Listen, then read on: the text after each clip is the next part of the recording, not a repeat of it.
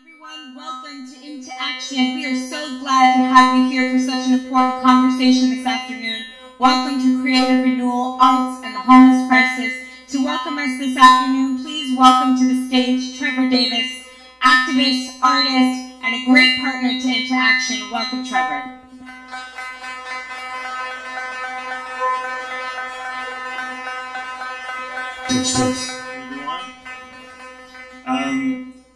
Hello, welcome. Thank you for being here for what I am incredibly excited to share with you. I'm Trevor Davis, as Christina mentioned. I'm here as a co-chair of the Empowerment Congress Arts and Culture Committee, which is out of Supervisor Mark Lee Thomas's office. The Empowerment Congress, you can find at empowermentcongress.org. There are 10 different committees doing work to educate, engage, and empower our communities. And so we want to share kind of our passion as partners on this event for the power of the arts for social impact, specifically the real efficacy it has in terms of mental health, a bridge to services, and a capacity for creative renewal that's really unmatched. So I want to introduce, first of all, someone who we're very blessed to have on this panel as moderator.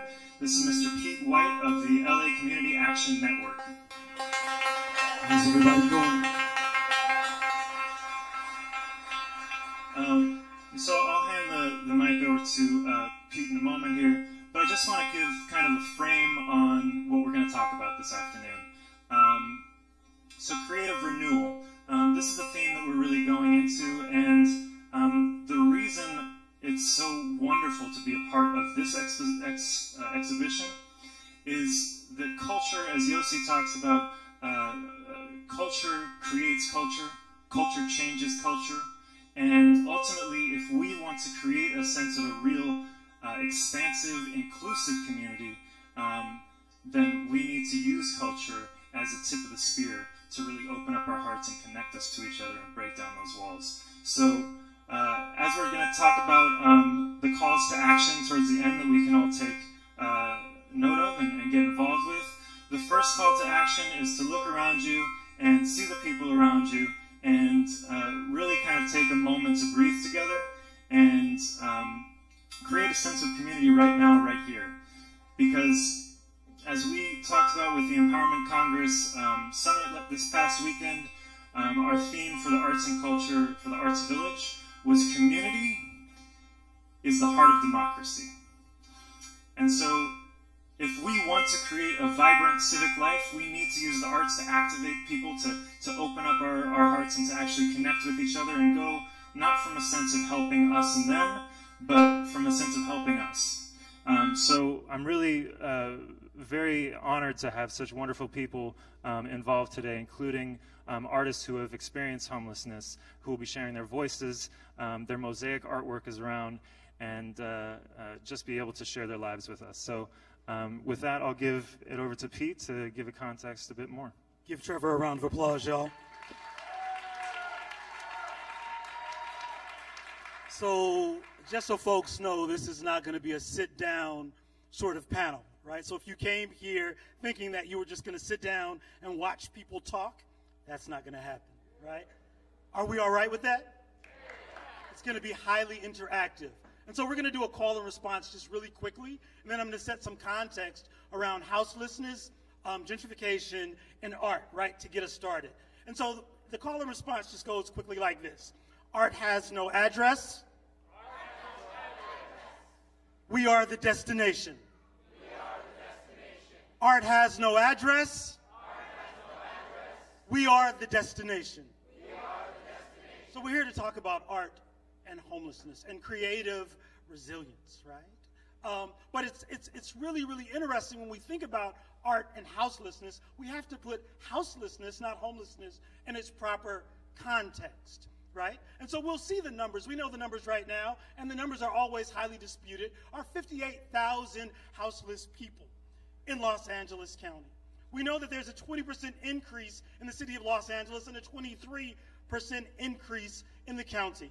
It's interesting when we think about that 58,000 number, When we look at LASA's number, they say that there's 5,000 houseless youth. But at the same time, when I read LAUSD's numbers for 2017, they say that there are 17,000 houseless students, right? And so there's a huge disparity in our math, right? And so oftentimes we should leave the math alone and go to the root causes. When we think about 2017 and we think about 2018, we finally, I've been doing this work a long time, we finally advanced the conversation to move beyond people are houseless because they want to be. We know that that is BS, right? People are not houseless because they want to be, right? We've moved the conversation beyond, finally, this idea that it was Reagan and his closure of the mental health hospitals that created houselessness. And that myth is one that sort of gets in my craw, because if you just read a little bit, you'll understand that it was in 1950, the mid-50s, that mental health hospitals began to close, and they were already closed by 1970. And so today we're going to talk about those truths and destroy those myths. Is that all right, y'all? Yeah. Are we all right? We're kind of strong right here. Y'all going to have to get stronger, because when we get the panel up here, when you hear something, I want everybody to say, "Snap, poet." I want everybody to say, "I know that's right." And I want that all to lead to this idea of ownership, that we all have a role in ending this crisis. Can we get it right on? Yeah. So I think I'm going to bring up my brand new friend from Piece to Piece, Leigh. Come on up, Come on down, Leigh Adams. Leigh Adams from Piece by Piece. So, thank you, and thank you all for being here. I am privileged, and I am privileged to be an artist. I'm privileged to be a teacher, and I'm privileged to be part of an organization called Piece by Piece that works on Skid Row. And we teach formerly homeless, houseless, homeless, low-income, underserved communities how to take broken, discarded things and build something new out of them. Now that metaphor of taking broken, discarded dishes and cast-off items and making something whole and beautiful, that can't be overstated. At the same time as that takes place, we build community through supporting one another. We give people ways to contribute that they didn't have to contribute. What we know is that every single person on the planet wants to contribute, but they don't always know how. They don't always have the opportunity. So it's our job, it's incumbent upon us to create those opportunities. Piece by Piece teaches how to take mosaic pieces, cast off glass from stained glass artists, broken dishes from stores, and mix that together with a good lunch and community. Out of that has grown the extraordinary ability of our artists to create beauty in the inner city and out. At the LA County Arboretum is a beautiful teaching mosaic done by our Skid Row artists. They earned money, but more than that, the self-esteem of having their work be in a public venue and their families be able to come into town and see their work held up as something whole and beautiful, just like they are. We need more art, more public art, and more support for every single program. So what can you do? You can be in action. You can turn off that television and become a contributor. What can you contribute? Absolutely anything. Do you have old clothes in your closet?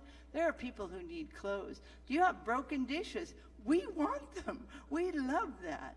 Are you a store that has extra merchandise that can help people dress up and get a job? Do you have a place where we can park a truck for showers? Everyone has something. Look inside yourself and find what you have to give, and know that the community that you support supports one another and will support you and the rest of us. We are not happening until it's happening for everyone. So piece by piece, we can do this. Please find what you have to share, and make it better for everyone. Thank you. Thank you, Leigh.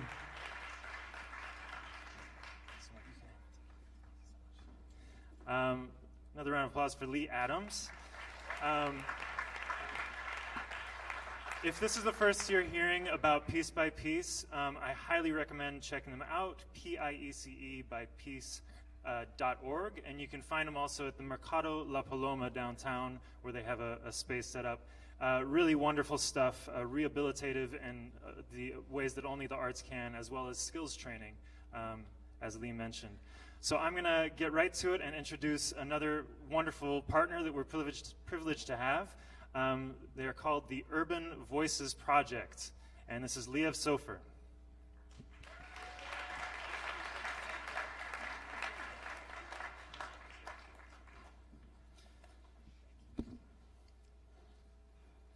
Good afternoon. That's okay. Good afternoon, everybody. Good afternoon. That's right. We're here for what? We're here for action, right? So let's say it. Action. Okay, cameras ready? I'm just kidding. So, that being said, we are the music outreach program that is centered in Skid Row. You just heard a little bit about it already. We sing. We create music. We bring music to the community in and outside of Skid Row. And we're here to serve and bring music healing to anybody who's been disenfranchised by the condition of homelessness. I'm not going to say much more. Instead, I'll let you listen from the group. This is the Urban Voices Choir. They're about to sing the piece called Beautiful City. You can make some noise for them.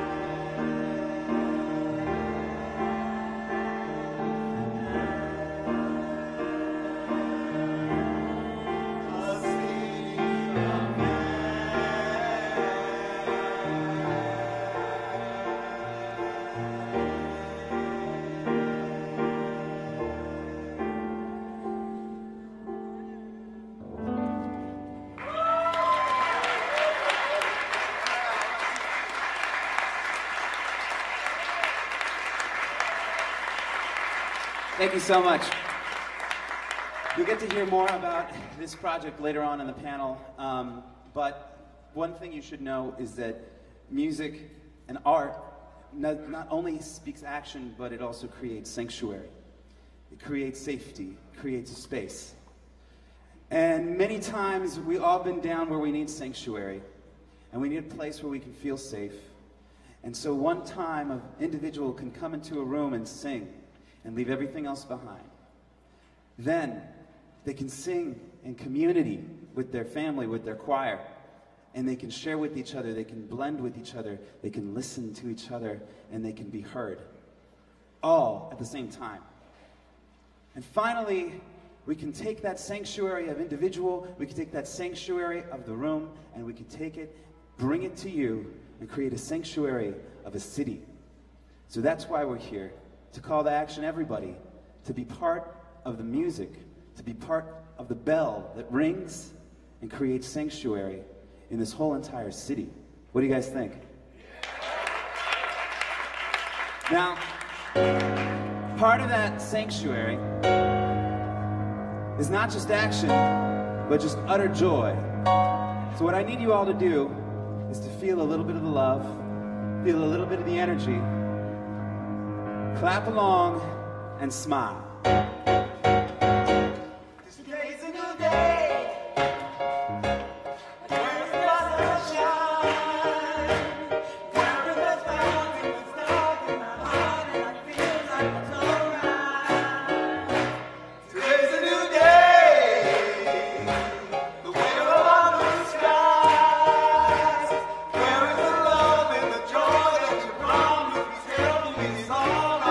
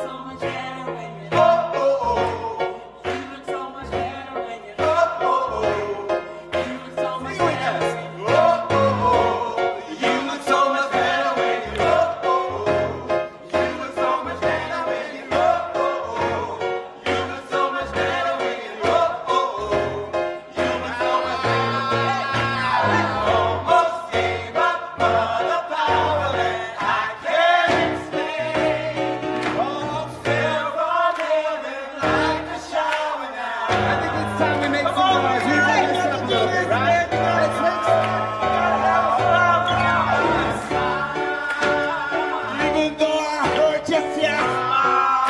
I know God is working so well. Even though I get it for a while, I smile, oh, smile. It's so hard to look up and get me down so long. Sure would hate to see you give up now. You look so much better when you smile.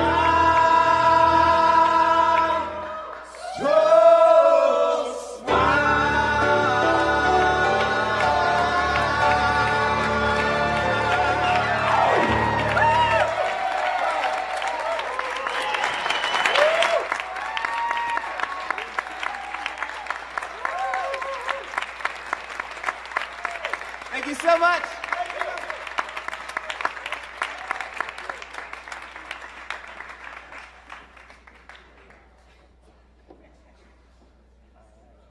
Thank you so much. Another big round of applause for the Urban Voices Project. Thank you. So they're going to transition here for a minute, and I wanted to just fill you in a little bit more on some exciting cultural organizing that's going on at the moment with the Empowerment Congress and then on a broader level throughout LA County. So this past year, a really exciting thing happened. The Board of Supervisors pushed through something called the Cultural Equity and Inclusion Initiative. Yeah, you can give a round of applause for that. So what that is all about is making sure that communities that are underrepresented in terms of our arts and culture ecosystem in LA County actually start to get the support that they need to thrive and be visible. And this really strikes into a main passion of mine and why cultural organizing is so important. If we don't see each other, we won't know each other. And if we don't know each other, we won't love each other. So if we're looking for the kind of revolution of values that Dr. King spoke about, we need to do it through the prism of culture, through the tool, the wedge that culture can shift into our hearts. So cultural equity and inclusion is an exciting development. It got funded to a certain amount. So, you know, one of the things that we can do is if you stay engaged with the Empowerment Congress at empowermentcongress.org, sign up for our Arts and Culture Committee. We're going to keep pushing them to get more and more funding so that we can really properly support folks. So this includes different ethnicities, different genders, people of different abilities, sexual orientations, as well as different incomes. So one of the things that we want to talk about, and the reason it is relevant today is that organizations like Piece by Piece, like the Urban Voices Project, really need that extra support, and we can do it through things like the Cultural Equity and Inclusion Initiative. Another exciting thing that's happening is, of course, as many as you know, the Olympics is coming to LA in 2028. And so, yeah, another round of applause for that. Mixed bag.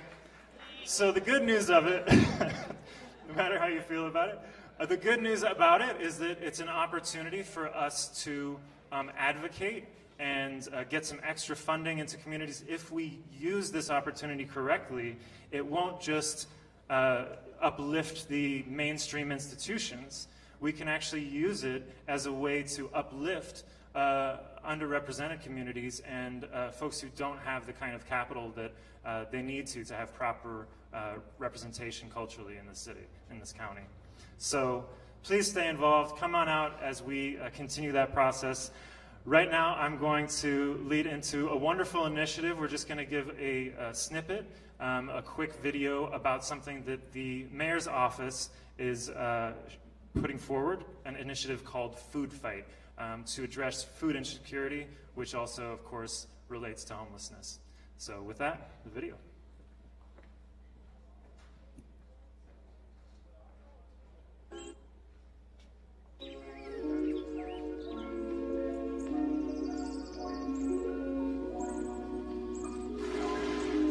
Los Angeles, one of the most creative cities in the world. A city of stars, big thinkers, dreamers, and doers.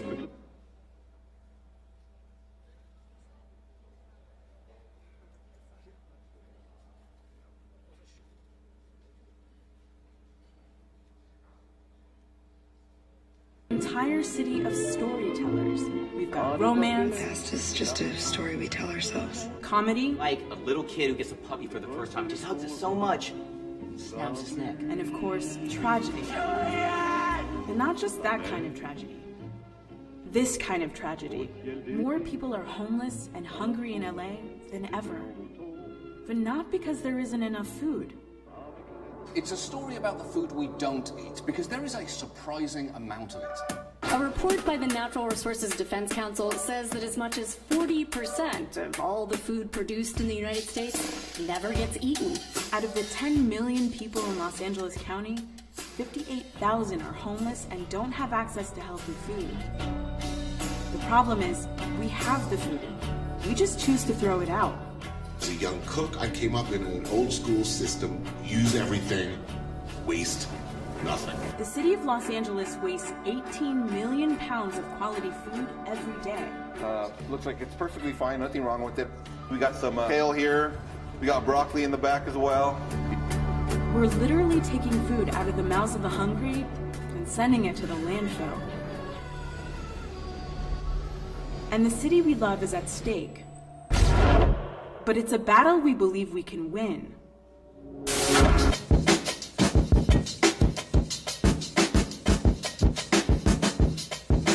Over the past month, Working Not Working and Vice teamed up to create a task force of creative people from different industries and connect this tremendous food waste to the homeless community who desperately need it.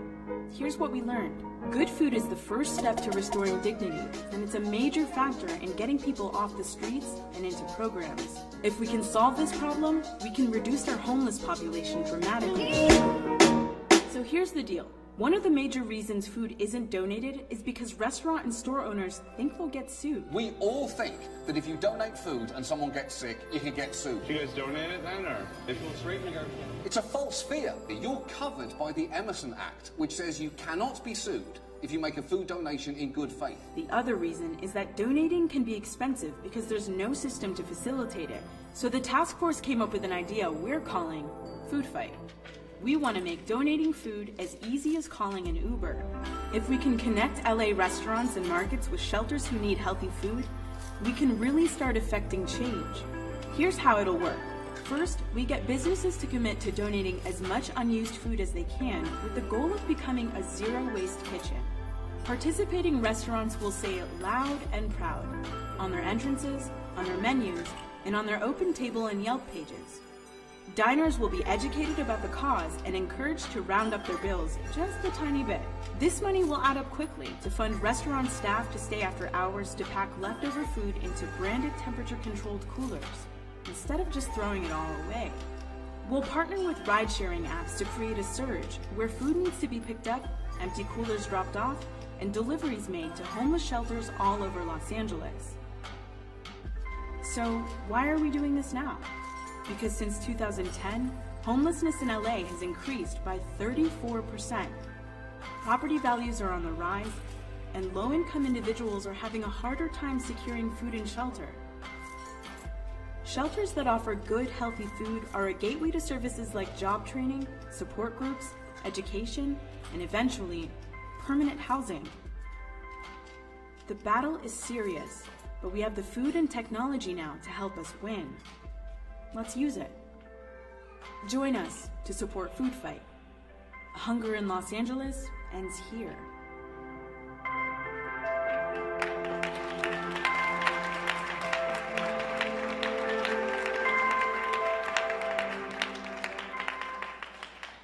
All right, and now coming to the stage is Mr. Eric Espinosa from the Mayor's Office of Innovation.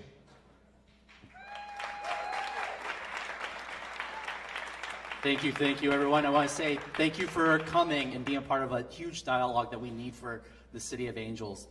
And I also want to do a special thank you to Emily Slade and Dersu, who have been really the people that have been pushing this initiative forward.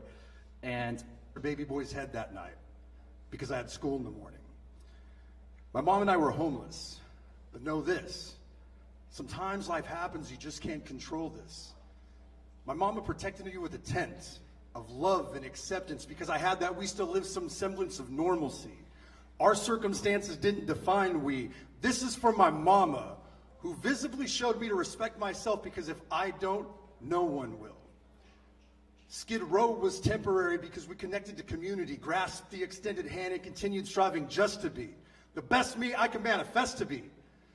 When I started making my way into society, her sense of propriety made her step aside as she started to hide from me. Didn't want to detour the rise in me. So I picked her up on the corner of Skid Row just to dine with me. And we'd share a meal which allowed us to heal. It still seems so surreal. And she'd always leave me with her normal spiel. It's okay, mijo. Don't worry about me. Just focus.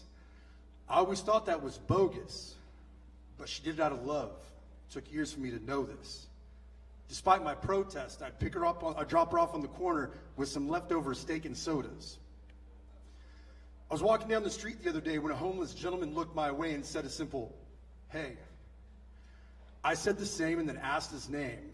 Unexpectedly, his eyes, they started to rain. He said it'd been a year and a half since someone asked him his name.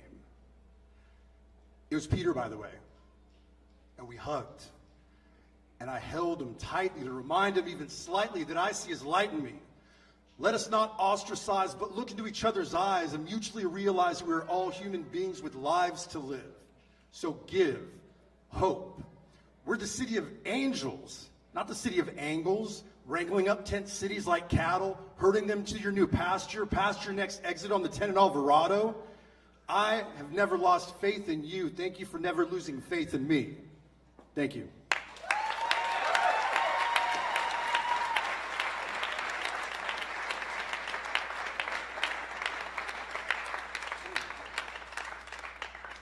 All right, thank you again, Jonathan Rios.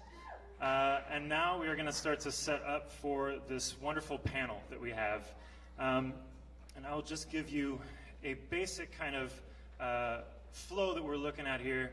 We have, you'll see wonderful representatives from, again, Piece by Piece, the Urban Voices Project, and also Trust South LA, which is a wonderful organization that really advocates for a different way of addressing affordable housing.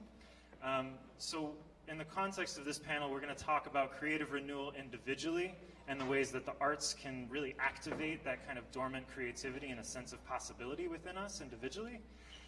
And then we're also going to talk about our collective creative potential, the ways that we can organize to create stuff like community land trusts, which instead of having rent vouchers that people get to pay your regular landlord, community land trusts create a situation where there's actually community-owned land that is managed by the community as a nonprofit and always makes sure to maintain affordable housing no matter what's going on politically. So it's a more sustainable way to make sure that people do not get displaced as culture moves forward, because as culture makers, we really do have a responsibility to think about the dynamics of urban development. I'm sure many of you are genned into the conversation about displacement and gentrification right now. And one of the things that we can do as artists and as cultural advocates is to make sure that as communities are developed, that we make sure to fight for not just cultural placemaking, but cultural placekeeping, making sure that local culture makers actually are able to afford to still be in their neighborhoods and be representative and keep that culture alive. And so one of the great solutions we'll have for that we'll discuss in terms of our collective creative potential is looking at community land trusts, which is a really exciting tool that we have in our toolbox to address affordable housing. So with that, I'm going to bring up Mr. Pete White, who's going to introduce our wonderful panel. Pete White. All right, I got a mic. So how we doing, y'all? We all right? I'm telling you, this whole front section, y'all are dope. I want to hear it from the back. Are we all right? Cool, cool, cool. So we're gonna get this conversation going. Someone's waving at me. Yes. You're not waving at me? So that's tricky. They're back there waving, looking at me, not pointing at me. So we're gonna get this conversation going, right? And I want to bring up to the stage, first person, Jonathan Thompson, right, with the Empowerment Congress. Could you give him a round of applause?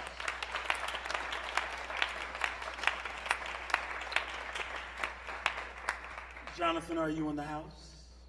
I then want to bring up Leeav Sofer from Urban Voices Project. We heard Urban Voices today, but we're going to talk a bit more about their model. Give them a round of applause.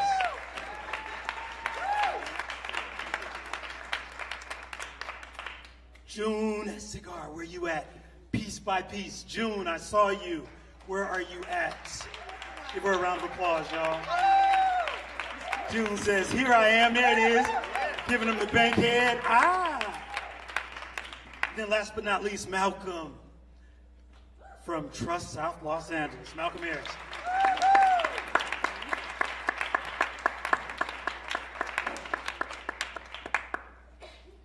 And before we get into the conversation, I want folks in the audience to give yourselves a round of applause for coming out and hanging out on a Sunday morning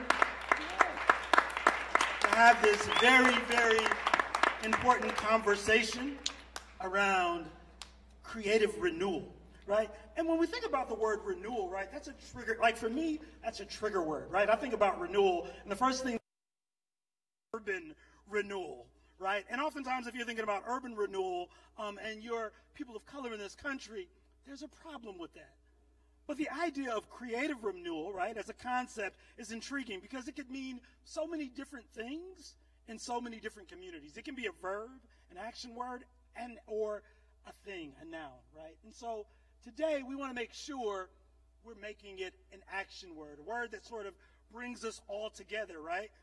The t-shirt I'm wearing that folks should, I'm going to pull my jacket off. It was kind of breezy in here. It's a quote by Nina Simone. She says, "You can't help it. An artist's duty, as far as I'm concerned, is to reflect the times." Right? I'm going to say that again. And yeah, y'all can give it up for Nina, right? You can't help it. An artist's duty, as far as I'm concerned, is to reflect the times, right? And a reflection of these times are on this panel this morning. I think I'm going to start with June, right? And so, just so folks know, when we were curating this panel, we took some time to talk to all the panelists, right?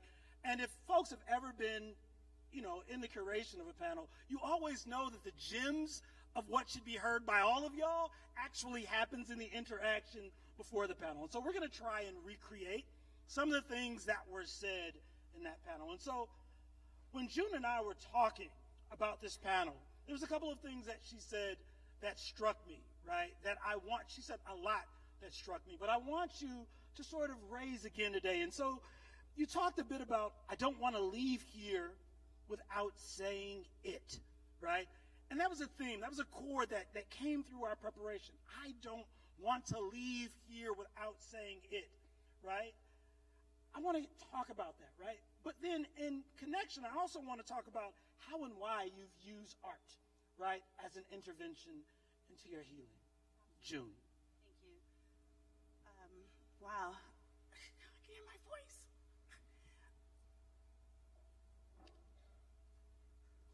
Art was something that I always was interested in as a little girl. I didn't really realize that it laid so dormant in me until I got homeless.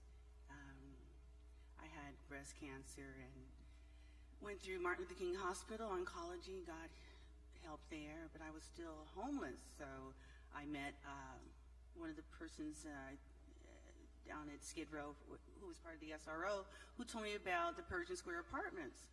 I applied, and because I am a so-called quote-unquote chronically ill, they offered me residency. But as I was walking through the neighborhoods down there, I heart bleed for the people that I saw in the streets. And I said, wow, those are my brothers and sisters. It's black, white, Latino. Everybody was down there. And they were not down there because they wanted to be, it was because of their condition. They couldn't help themselves. So I talked to my case manager, and she told me, well, hey, June, there's this program called Piece by Piece at the Star Apartments. You ought to go check it out. Okay, so I went there, and I grabbed my backpack, walked through the hood, and got offered to go up there and met all the wonderful teachers there, the artisans there, and started cutting trapezoids and glass and squares, and my right mind was coming back. I felt that I was actually making something that lay dormant in me.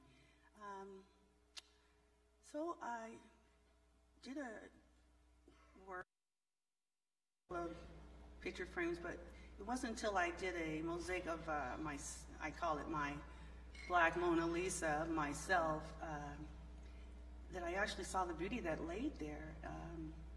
Encouragement through the staff there and teachers. I was able to create art, and I was amazed, so I kept going back. At the same time, I was going to the hospital, getting my radiation and whatnot, and getting better, and I was offered my first time commissioned artwork through a church in West Los Angeles, Presbyterian church, and that kind of enlightened me. I started feeling good about myself. I said, wow, I could actually create beauty that I don't see around me. I got to make some beauty, because the show wasn't none there, but it gave me pride and dignity to present something that I did with my own hands, mind, and heart. So my eyes and my heart and mind was in harmony that day, and I saw that commissioned art piece, and I said, you know what, I'm going to keep on at it. And that's how I ended up learning about Piece by Piece, was basically through the art program there. Thank you for that. And so, give her a round of applause. Remember the rules. If you hear something that you really like, stand up and clap and shout and give encouragement to folks on this stage. Woo! There it is. See? There we have it. I think the other thing, so we talked about creative renewal and kind of urban renewal and gentrification, right? And we know that art is oftentimes used as a tool, right, to remove folks from their community, as if art did not always exist there, right? We see the battles in downtown. We see the battles in Boyle Heights. We see the battles starting to brew around the Mert Park, right? We know that we need to sort of harness the community creativity, right, and make sure that if art is going to be made, it's made from those who have always been there throughout the creative process. And so I want to bring you, Jonathan, into the conversation, right, about the empowerment Congress is thinking about the use of art and public art and houselessness and creative renewal and resilience, right? Could you share a little bit with us?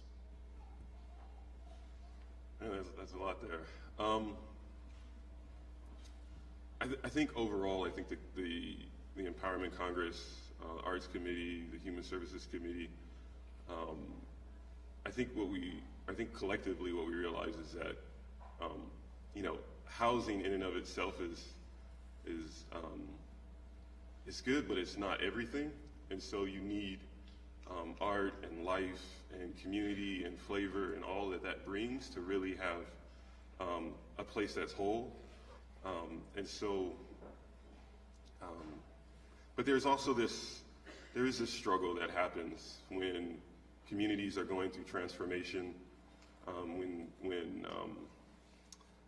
due to housing, rents and prices and home values increase and things of that. There's this struggle that happens where people who or individuals who lived in a community that really gave it its flavor, which really made it attractive, which really made it something desirable, happens. That there's this shift that happens. The first wave are really just like, cool, socially conscious, kind of want to get in, and then it just morphs into something else, and the next thing you know, you feel like a stranger in your own neighborhood.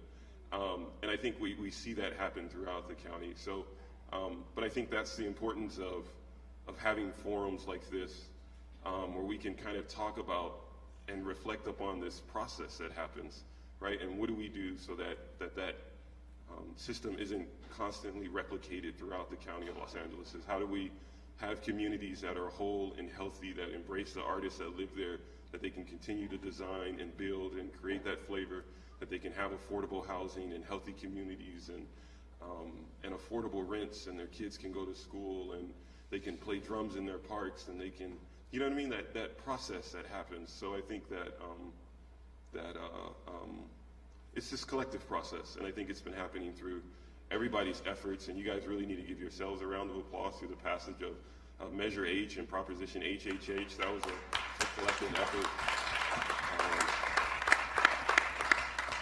And I think that really speaks to the heart of all of us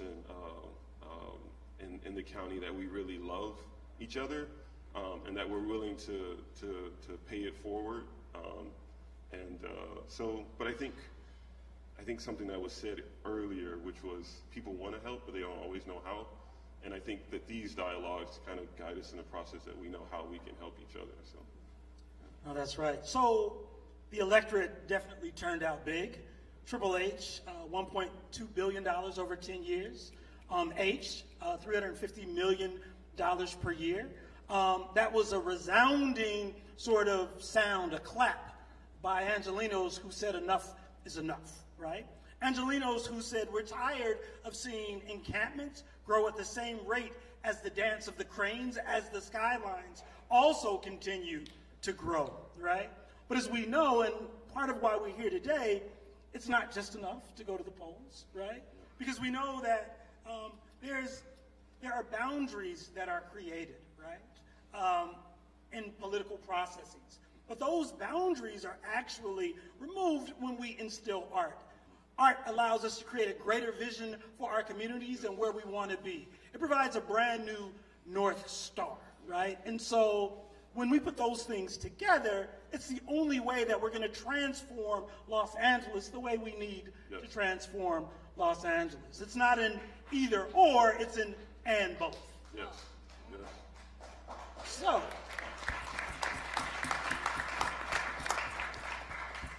and I swear to y'all, I'm moderating. I'm not part of the panel. I'm moderating. I'm just helping those transitions along. Yeah. So I'm going to bring in Leigh, right? And talk about the Leeav. Leeav. Not leave. Not like he's leaving or he's left the building. I got that my whole life, don't worry. I stay anyways. There it is. Absolutely. Give him a round of applause for staying. And so when we were having our conversation, Leeav, you were talking about sort of the multidiscipline approach of the work of Urban Voices, right? Really focused on the individual, the community, and the call to action. Could you speak on that a bit? God, there's so much to say. And I first would like to just say how honored I am to be here with all of you guys here. This is real cool. And I also want to mention that the revelations that we may have be on this platform that we can share, they don't belong to us. You know, all the revelations I've had is through my colleagues, is through my singers, and is through just showing up. Christopher Mack over here in the hat is my co-founder of my project. You could raise your hand.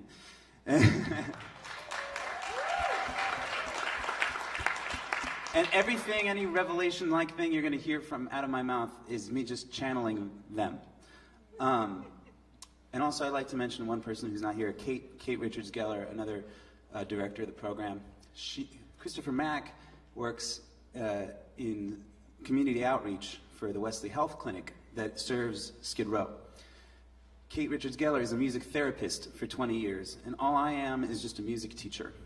But we came in 5 years ago and we discovered what the power of music is doing on a very first-hand basis.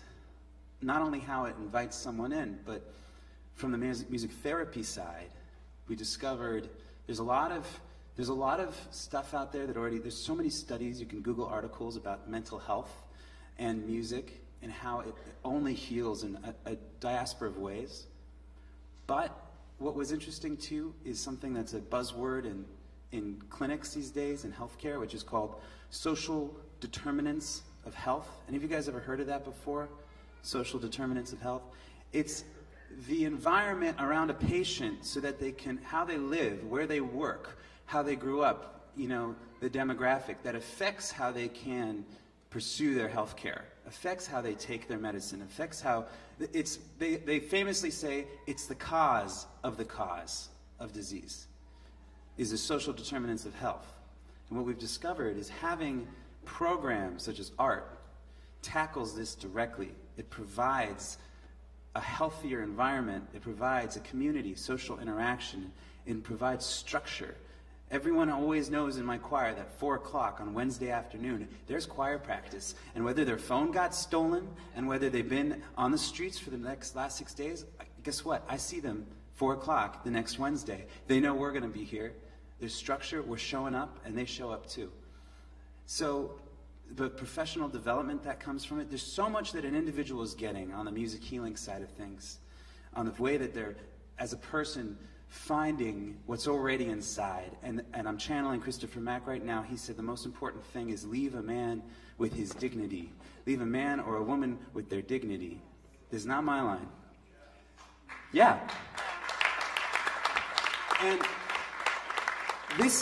I had a revelation that just happened literally 5 days ago. Christopher Mack and I were talking. See, I was approached by a man who was asking for money on the streets in the historic core.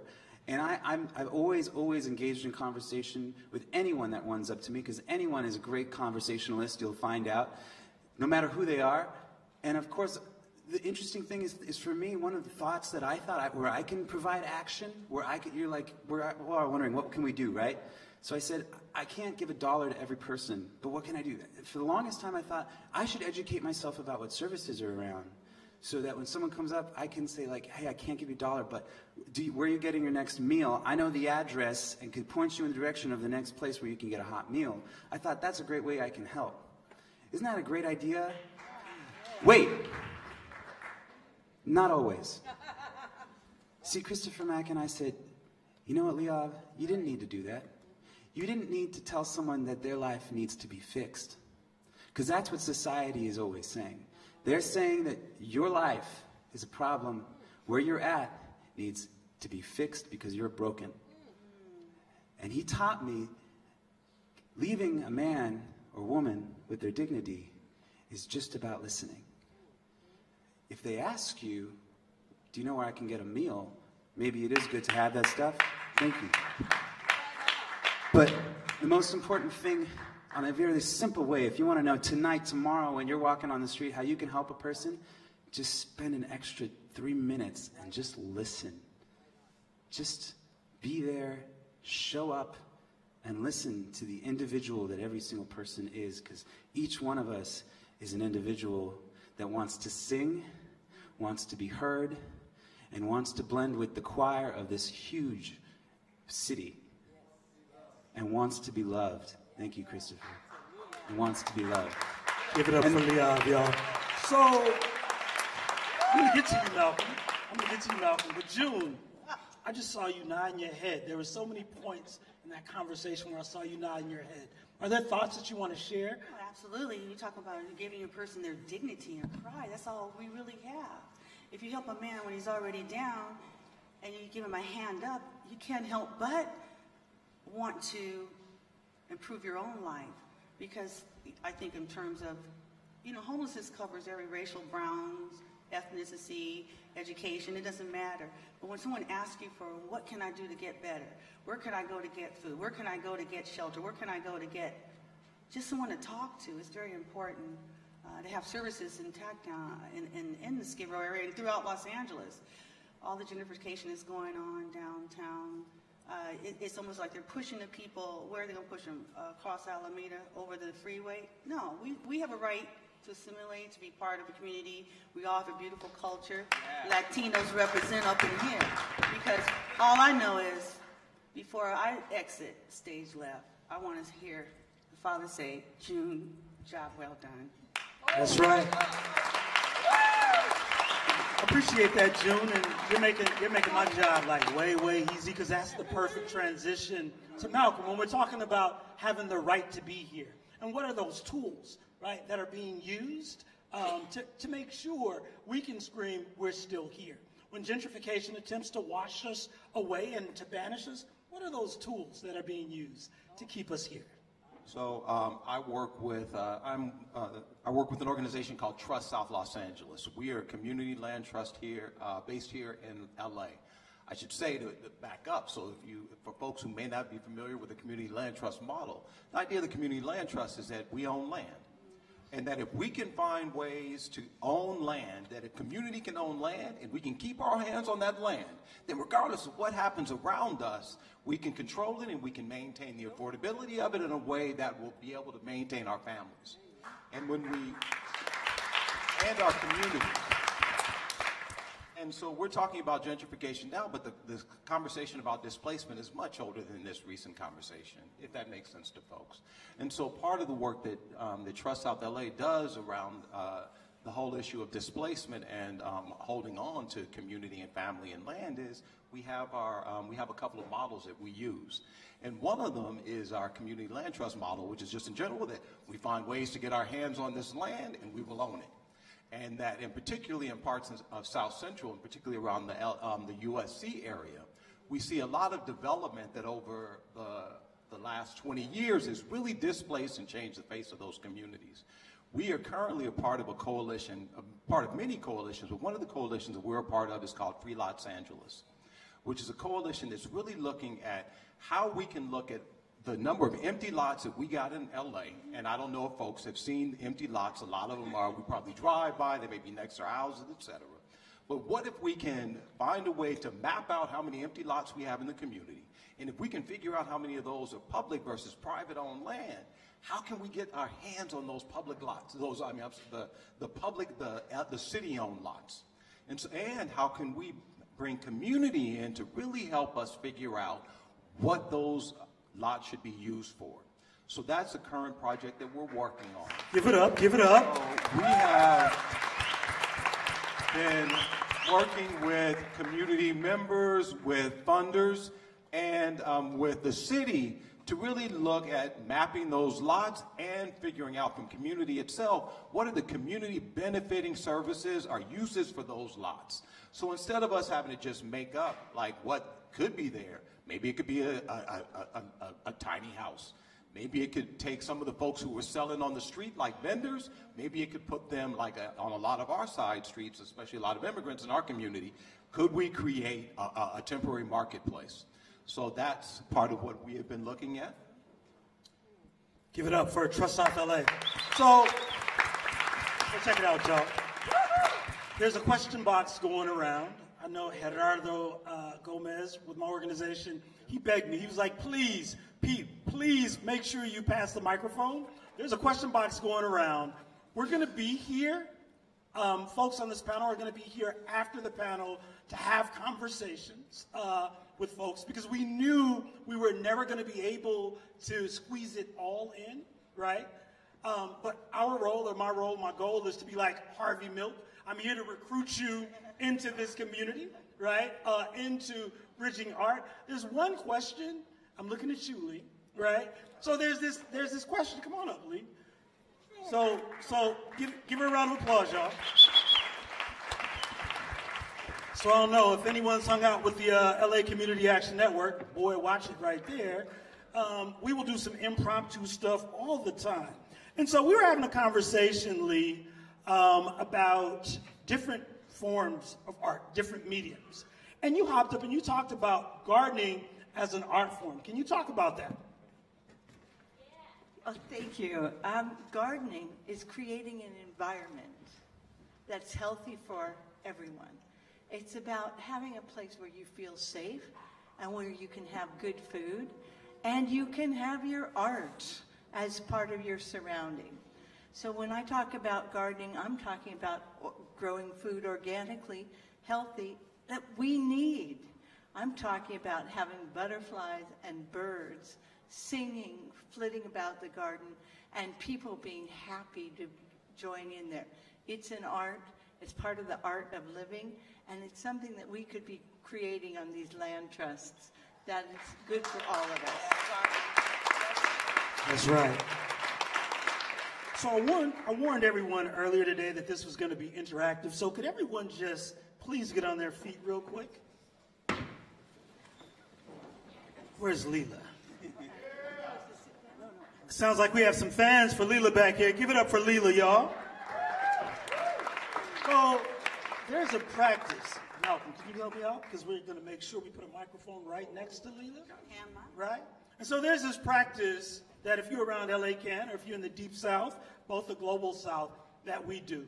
I know Leeav talked about a choir, right? The larger community choir. There's this practice that we call jukebox, right? And what this is really about is that someone, right, in the audience starts, either with a beat, Sound like you right? started. I didn't start it yet, right? Because there's some instruction that's oftentimes needed, right? Yeah. And then whatever you feel, it's not about you mimicking what the next person is doing. Whatever you feel that blends in with the, that's what you do, right? If it's beat, if it's song, if it's voice, whatever it is, right? And I swear to you, we're going to do this for about 2 minutes. I've never heard it go bad. Once we get locked into the beat, we're going to go up. I'm going to go like this. You're going to get loud. I'm going to go down like this. You're going to get low. We're going to come in the middle, and we're going to be done. Is that all right with everybody? Now, don't get nervous. I'm looking at people like, oh, boy, can we do this? Yes. We can do this, right? Leela, start us off. Anything, yes.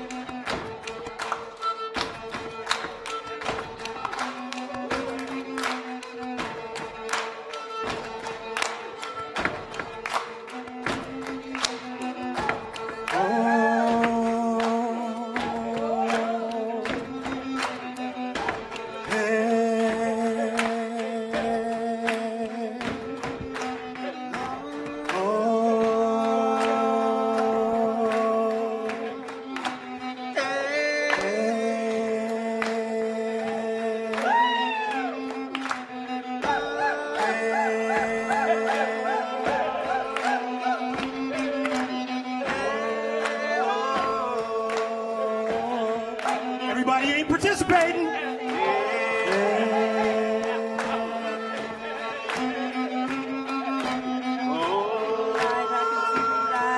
I can be what I want to be. I'm stronger, stronger, stronger. I can see what I want to be, do what I want to be, because I'm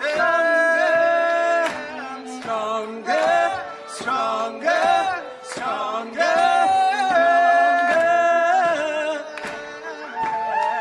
Bring it down, y'all. I'm stronger, stronger, stronger. Bring it up, y'all. Stronger, stronger, stronger. I'm stronger, stronger, stronger. I'm stronger, stronger, stronger. All right, y'all. Give yourself a round of applause. Give Leela a round of applause, y'all. See what happens when you only get 3 questions? Ain't no telling what happens when you only get 3 questions. How y'all feeling? Y'all all right? Didn't that feel good? Didn't that sound good? This is 4 questions. Told y'all we here to recruit y'all, right? You're all in the choir now. Well, rehearsals 4 o'clock Wednesdays. Thanks. 4 o'clock. So, here's a question. In your challenging moments, what are self-care practices that you fall back on? June, if I may, can I give that question to you? What I fall back on is pure meditation. Sometimes just sitting quiet and feeling my own heartbeat. Drinking a lot of water. Hydration is very important. But reading, being at community involving, being community active in what's going on, making a stand, get up, standing up for what you know is right, rightfully yours, rightfully mine, and just empowering yourself to know that, you know what, you are somebody. You're not going to dismiss us like that. We have a right, and I'm very I'm a shy person, but I'm very involved when it comes to children, women's rights, and just basically trying to make the world a better atmosphere for us all. I mean, we're in some pivotal times in the history of this country. We all know what time it is. So we just got to get up and stand firm, hold each other accountable for what's going on, and keep pushing for betterment. That's right. Yeah. Is there someone else on the panel who wants to take a shot at that question? Can you repeat the question? So the question is, if I can find it again, and there it is. In your challenging moments, what are self-care practices that you fall back on? Yes. I came back from something very, very exciting yesterday. Christopher Mack, my co-directors, it was a kind of a summit conference. See, we're the music outreach program that is here in Skid Row and serving Los Angeles and Los Angeles County. But turns out there's actually been music outreach programs started in Chicago, Dallas, Atlanta, and over like 5-6 years ago, around the same time we did. And then other ones been popping up because they're seeing us do what we do, and so other cities are answering the call. And we've been talking online, and then finally we decided, let's get together. So yesterday was the end of a 3-day summit where they're calling themselves a Street Choir Director Summit. We don't call ourselves a street choir, but the point is that we met all of these other choir directors that are all coming together, and we're talking about programming and what we do and comparing and contrasting. And then finally, someone said, how do you care for the caregiver? And then we realized we don't stop sometimes, and we just let the overwhelming guilt just that we're not doing enough. And I don't know if any of you guys are in the art industry, music industry, maybe it's the same in other industries, but when you're not working, that means somebody else is. If you're not pursuing the gig, that means someone else already got it. And if you're not practicing, you're practicing your art, your craft, someone else is practicing harder than you. And that was always told to you as you're developing what you do. And so it's also, because of the internet and ADD and the capitalistic world we live in, that we're always like, we have to do more, we have to do more. But sometimes we forget to take care of ourselves. So it was interesting listening to all these different music directors of different programs who are constantly giving, constantly caring. And we all decided, you know what, you got to make sure you take a break. And for example, this year is the first year. I used to be in Skid Row every week with Christopher Mack and Kate, and we provided a program every week. Like every week of the year. Our breaks was maybe like 5 days. And that was the last 5 years. And so this is the first year. Actually, we're in the middle of our winter recess, like a school, So like January, we brought our classes down. We found guest artists. And we allowed ourselves to sub out. And then August, we was doing the same thing. We're going to have a summer recess. And we didn't do it at first. It took us, we learned the hard way. We reinvented the wheel a little bit. But now, all of a sudden, we're so refreshed, So sometimes the vacation, even if it's just an at-home vacation, a staycation, it's so important to remind yourself to take time off to be the couch potato for a couple hours and to forgive yourself, or actually not only forgive yourself, but know that that's healing. That's actually healing. I have to tell myself that all the time. Perfect, perfect. So this is like speed dating. We have about 3 minutes. So I'm going to give this both to Jonathan and Malcolm. I'm going to give y'all a shot at answering these 2 questions. So the question is, what about people who fear becoming homeless? What about those people? And then another question, how can we make life on the street easier for people while they are currently there? Pick one of those 2, Malcolm. Are you ready?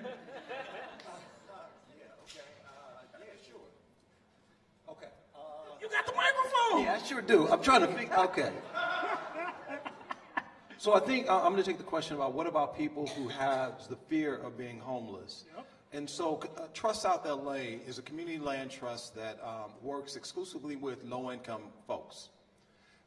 We have constant conversations and constantly engaging. We're a member-led organization with our folks about the fear of instability, the fear of the loss of housing, the fear, the concern that in South Central LA, particularly around the Crenshaw district, the areas by the mall, et cetera, that the places where guaranteed housing, and particularly affordable housing, are disappearing in our community. And especially for folks who see South Central LA as the heart of the Black community and one of the hearts of the Latino community, there's a real fear about the fact that our communities will be disrupted. And especially in a city like Los Angeles, there's a real fear about the loss of the Black community and also the families within those communities, and just the ability of families in general to be able to remain in South LA. Those are conversations that we have every day, including side conversations about people and their concerns about having Section 8 vouchers that they may or may not be able to use and are still living with families. And so we in our organization engage with our members on a regular basis. Part of the reason that we're in the coalition and doing the work that we're doing around free lots, et cetera, is out of the fact that our community has really raised the issue and the concern about that loss of housing. And so what we are the potential loss of housing, so what we've done is continue to engage with them, continue to have them be active, continue to have them engage around issues like Metro and the Measure M initiatives, the other initiatives that are happening around the city, Measure H, and how we can strengthen that, particularly when we talk about immigrant communities and whether or not people with documents may or may not be able to access some of this affordable housing. So those are real issues that we see on a regular basis and we engage with folks about. Did I answer your question, bro? You know what? Close enough. You know what, Malcolm? I think you were clairvoyant because you actually answered the next question, which was what project or campaign happening right now in these issues is most inspiring or hopeful to you? But this person, whoever they were, they also said to all of us on the panel, sending y'all all love, this is beautiful. Thank you for that question.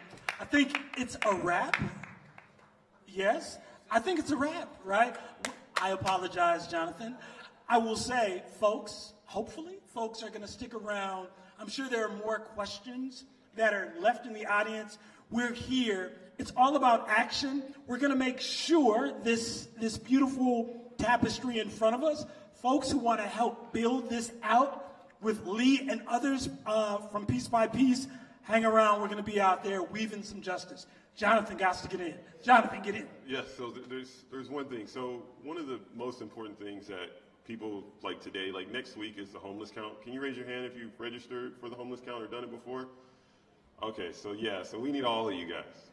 So the homeless count is like tremendously important. It's how the county of LA determines how many people are actually living on the street, where they are, families, children, and we need as many volunteers as possible. There's a website that it's They Count Will You with LASA.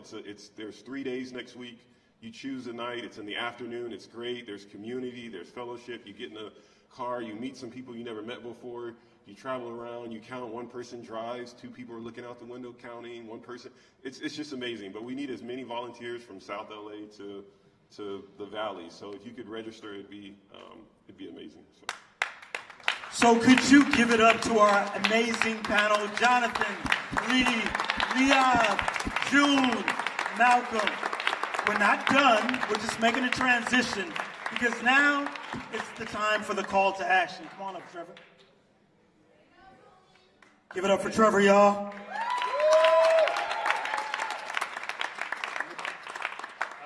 All right, so we're going to close this as would be appropriate with an event called Into Action with some calls to action. And first off, I just have to thank this incredible panel once again. Thank you, thank you, thank you. Incredible to have your voices here. And Pete is an incredible human. Make sure to figure out what's going on with LA Can. Follow Pete and his work. Also want to give a quick shout out to the amazing producing team that put this whole thing together. Yossi, Christina, Leda, Gina, everybody, really incredible. Real quick. And so I was just informed, text your word homeless to 33222. Text homeless, pull out your phones, pull out the devices that keep us at a 45-degree angle for far too many hours in a day, and text your word to 33222. Absolutely. And so a couple things you'll find on there. One thing, first off, is to reiterate Jonathan's point, the homeless count is incredibly important. That is how we get our funding in, is if we know how many people are out there in need. So if you go to theycountwillyou.org, you can join us on Thursday night. We're going to be out in Leimert Park doing it. So that's going to be on that app. You'll also find a petition on change.org, which is advocating for the Board of Supervisors to really consider this wonderful pot of money that came in with Measure H and Measure HHH to make sure to specifically allocate a good amount of that funding to arts-based interventions for this crisis. So if you've seen the way that it humanizes folks, the way that it makes us visible to each other, the way that it renews our creative potential and our desire to even be engaged. June was saying a beautiful story the other day about how it really, she's seen with herself and so many others, people actually start with the arts and develop a sense of even wanting to reach for a different life. And for the services that are available. So it's a bridge to services, it's mental health, it's creative renewal, and you know, I think if you can, go to that, spread the word about that change.org petition. We want to get as much funding as possible from that to go to arts interventions. Finally, a couple more, because we want you to be able to do as much action as you can. We want you to please get involved with the Mayor's Initiative, Food Fight.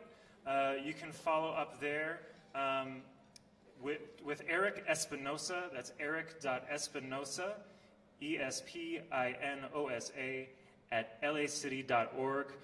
They could use all kinds of help to develop that. As you can see from the video and what he said, it's a very exciting initiative.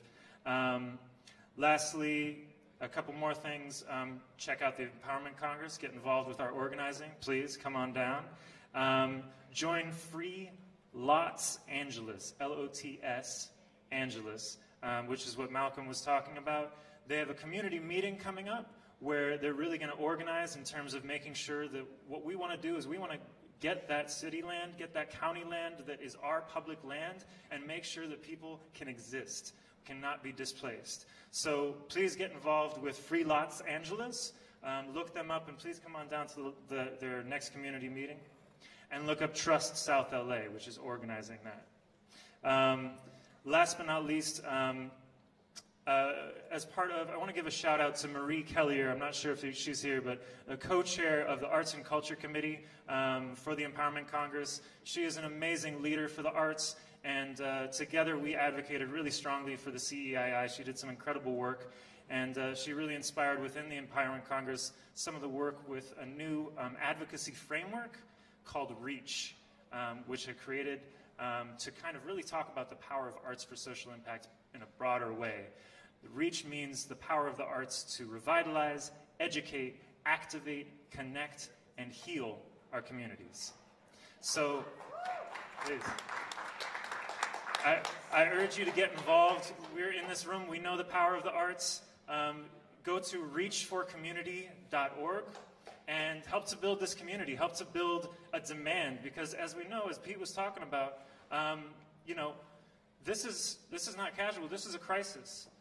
Los Angeles leads the nation in houselessness. And so we need to take action as people who know the problem, who are engaged in it already, who are in this room, who showed up. It's on us to take action and to take the next steps to really get involved. Get inspired by your community. We're going to go and we're going to decorate this in the Impact Hub. Come on down, meet each other, talk to someone you don't know, and think about how you can team up and work together to make a change. And join us on Thursday in Leimert Park. We have one more public service announcement. You know, we just celebrated Dr. Martin Luther King's birthday, right? But what we should really celebrate is his idea, right? When he said, where do we go from here, chaos or community, right? It is our choice. Where do we go from here, chaos or community? I think we have a real vibrant community here ready to fight. Yes. To that end, I was just handed a slip that says there is voter registration in the Impact Hub. But I want people to know, I want you to go and register to vote, but it is not enough to simply register to vote, right? Everyone cannot vote, but everyone could definitely participate and put their bodies on the line. Our country is teetering in the wrong direction, and it's people of conscience like us, hopefully all of us, right, that need to pick it up and put it right again. So definitely you can go into the hub, right? Definitely you can register to vote. But I also encourage you to get with organizations on this stage. Give with your bodies. Give with your resources, right? Get out there and support to make this place a better place. Can I get it right on, y'all? Can I get it right on, y'all? Well, let's get it. Creative renewal, y'all. And that's it. Please, on your way out, please check out the wonderful mosaics from Piece by Piece on the side here and the Skid Row Design Collective, and meet us in the Impact Hub. Thank you so much for coming, everybody. And, folks, thank you so much. Actually, before you go, we have an incredible partner and friend who has come here today, who has been a champion for voting, who has been out here with Voto Latino. And we all know that in order for this work, thank you so much, panelists, for your tremendous words today. We all know that without the power of the vote, none of this is, we have to have our vote, right? We have to get out to the polls. So will you please welcome an incredible partner to Into Action, an incredible advocate and activist who's been using his voice, Wilmer Valderrama, to talk to us about voting and voter work. Thank you, thank you. Today, if you are not registered to vote, Wilmer may be able to register you himself or the Voto Latino. I don't know how to work a computer. Guys, I know that you guys just had an incredible panel here, and I know you guys were just on your way out, but I wanted to have a couple of words with you guys real quick and remind us that about almost 2 decades ago, there was a silly little census that happened. And he told a different story of America, right? The census painted a different picture that we had led to believe for maybe a decade and a half or 2 decades before that census, right? And it became a moment in time where most of our generations and most of our minorities decided, oh, wait a minute, it's not just 2 of us in an entire neighborhood, there's like 200 of us. And that most of our minorities were not going to be minorities, they were actually going to eventually be the majority of the country. And that level of unity and that level of awareness and that level of conversation changed the paradigm of how we needed to look at the government, how we needed to look at our local governments. When we saw the census and got that information back, you know what else we realized? That how many of our generation were not registered to vote, which was the biggest problem we had in not only local elections and how local governing cater to the many types of people that live in that neighborhood and the many types of generations that needed a voice. So when we look full circle to all the issues and all the conversations and all the problems that we're facing today, specifically all the different groups and people and cultures that are being not only attacked for just being who they are, but not given a platform to say what they need. The most vital tool we have today is to be able to show up and vote. Unfortunately, in the last election, we saw that most of our percentages didn't really necessarily show up the way they should have, right? Now, that being said, the majority of this country did not choose this administration. So we have this weird perception that, like, well, I guess the country wanted this. Well, that is absolutely a lie, right? We didn't, like most of the country didn't choose this. This was one of those moments in time where we go, whoa, I guess we needed to be more awake for this one. And this one just slipped by us, right? Like, because we just thought somehow it was so obvious that it was not going to happen that most of us just decided to open the wine earlier. And then all of a sudden, we woke up to this, right? Now, we look at democracy and justice, right? We look at this art installation that reminds us not only about our history, but where we are today, but it also paves the way about where we need to be tomorrow. And most importantly, there's a couple of generations, right? There's a generation today, we call them millennials, right? I might have missed it by a couple of years, But there's a generation that is close enough to history and that is more relevant today than they've ever been, and that is close enough to the future that they may just be able to change it. We're close enough to history that we can continue to remind ourselves today where we came from, so then our future tomorrow doesn't forget the struggle and how hard it was to get it to where it needs to be tomorrow. So today we have the gift of having this hub where we can broadcast not only our spirit, our love, our unity, and I see how incredibly diverse this panel was earlier and how diverse and incredible the attendance was here today. But this is fun because we believe in it. And it's not scary because it's who we are. So when we look at our installation and we go to the different panels and we listen to the many speakers that come in to share not only their wisdom but their dilemma and their struggle, and they invite you to be part of it. There's many ways that you can be a part of it. The first half is the comfort of your own home. If you're on Facebook, you may have over 200 or 300 family members and friends. It is very easy for you to share what you learned today. It is very easy for you to invite them to a different level of empathy. There's a second version of it, which is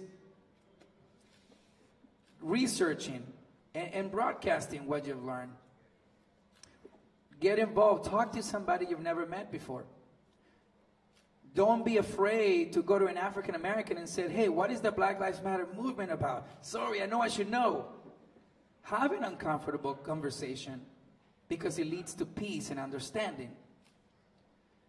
So that's the second phase. Be uncomfortable. Embrace that. That's your gift as a human being, right? To be uncomfortable is to feel.